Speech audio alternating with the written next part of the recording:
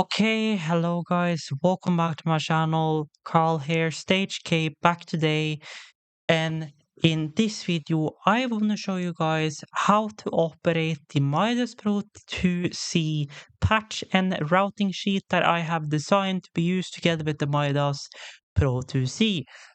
This can obviously be expanded further on for other consoles like the Pro 1, the Pro 3, the Pro 6, and the Pro 9, as well as the Pro X and other types of consoles in the Pro line. Obviously, doing it for Pro 1 and Pro 3 would be fairly easy. Doing it for a Pro 6 or a Pro 9 or a Pro X would require more work because you would need to expand it quite a bit to be able to fit all the channels, matrices, um, and aux sends, since those are substantially increased on those consoles. So when you first log in to the patch sheet, if you're coming from the link in this sheet, then you've already figured out how to get it. If you're wondering how to get it, if I remember correctly, once you have so I have now made my own account here, my other account to be view only. I believe I should have viewer only permissions right here. Yes.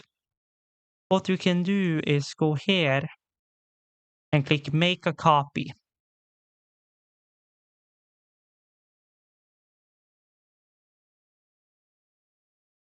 Once you then have that copy, you may need to reload to get the copy. Then you can open that copy and you can play around in that copy by yourself. So that's how you get the Midas Pro2c routing sheet from me. I'll leave the link if you are coming from this video and want to play around with this patch sheet. I'll leave the link for this patch sheet down below, and that's how you would copy it so you can use it for your own use. Once you are in the Pro2 patch sheet, you will see all of these under the device that says none. So under channels and outputs, you can choose between none, console I/O, which will be your local inputs on the back of the board, XLR, TRS, whatever, DL251 A, B, and C, because to get all your inputs and outputs from that stage box, you need 3 AS50 cables. Now, under normal circumstances, the 251C would be used for your sends, but in certain circumstances, you can flip this around.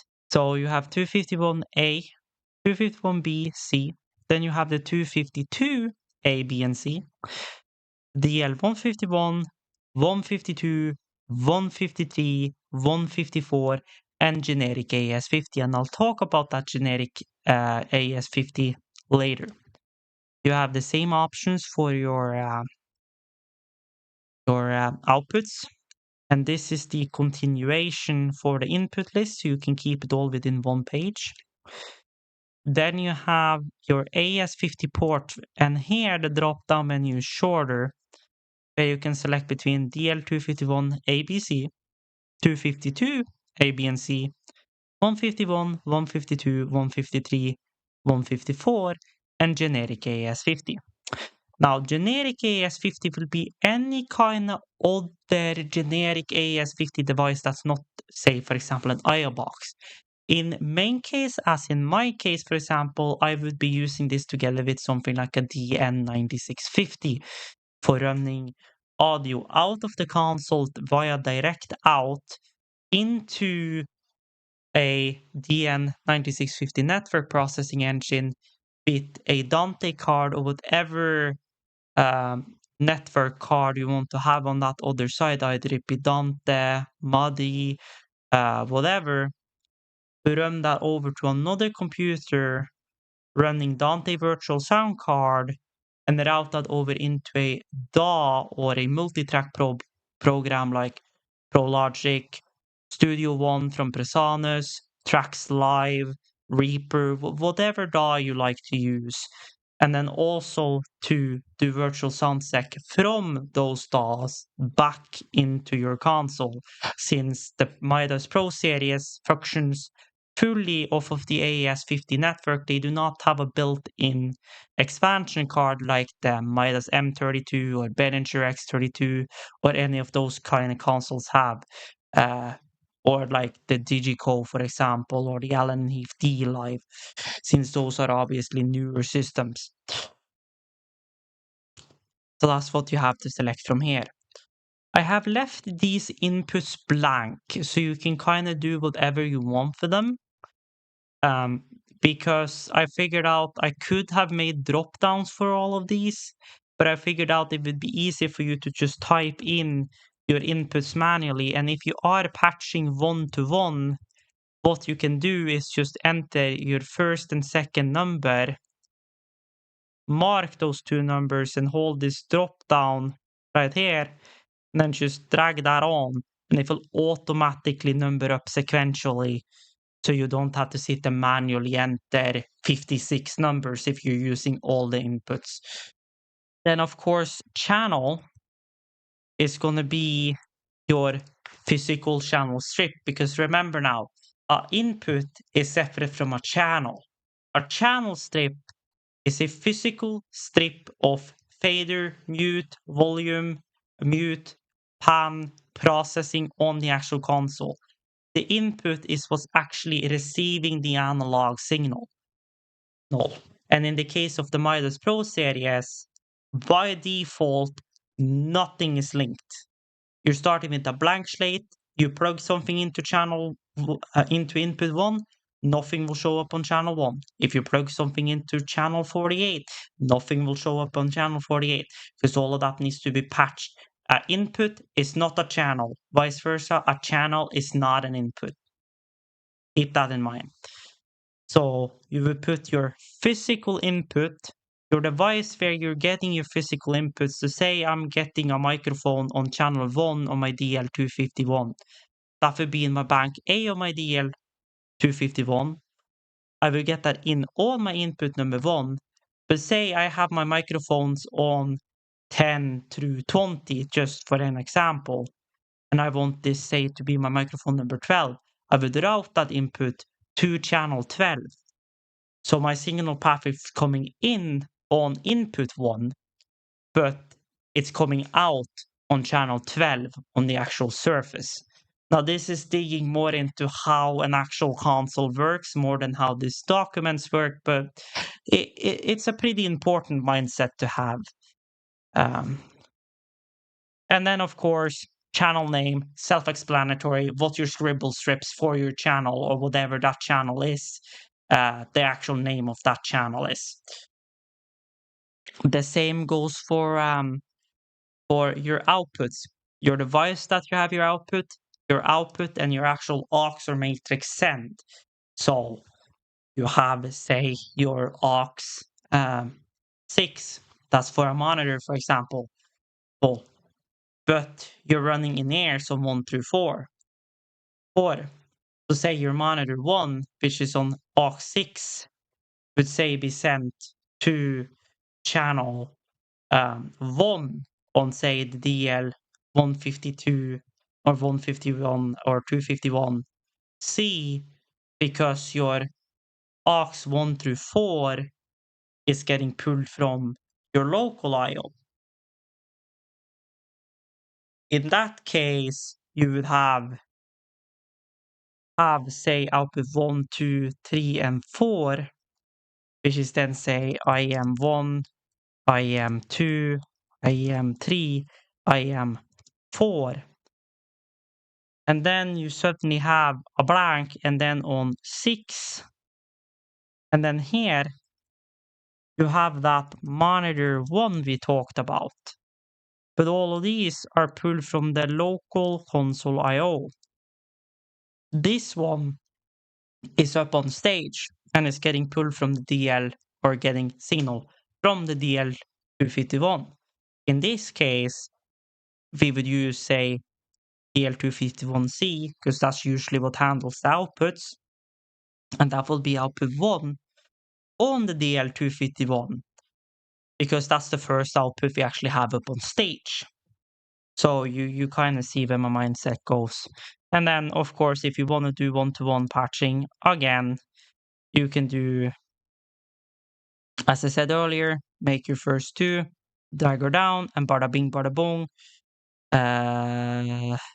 You have your 24 inputs. Now, obviously, this does make sense. You will go until here, because the rest of these down here, this would be your 8 matrix sense. So just to differentiate between these, I would recommend you to do matrix 1, matrix 2, and then take and extend these further down. So it actually says that it's a matrix send, or color code them as something different. But I've left this blank so you can kind of do whatever you want with it. Aux or matrix, obviously, where you're sending it from. So either it be aux 1, 2, 3, 4, whatever, or matrix 1, 2, 3, 4, whatnot. So yeah. And I just realized I fucked this up, lol.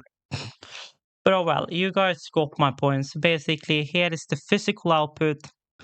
Here is the aux send or matrix. And here is obviously the name of those. The rest of your channels down here. And then here, as I said earlier, is where you would select which AES50 device is connected to each port on the back of the console, and add a description as you want, if you want. Here is your aux returns. So really, I can already pre-populate these because there is only 8 aux returns, and that's what you get. Where you pull the source from and where you pull the name from, you decide yourself. And then you have this nice open area down here. So if you do want to type something here, or just, open up like a wide text box here, which you can use like a note window, you can do that too. But I'll leave that up to your imagination to do. So that is really in a nutshell how this document works. Just wanted to make this quick little video, so that way you guys can get this patch sheet and enjoy it, because as I said in my previous video, I am planning to release, or planning to get a Pro 2 compact and selling off my X32 compact, which I will be making a full video series on before that goes. And also another exciting news, which I also thought I'd mention, which I'll probably make a different video on.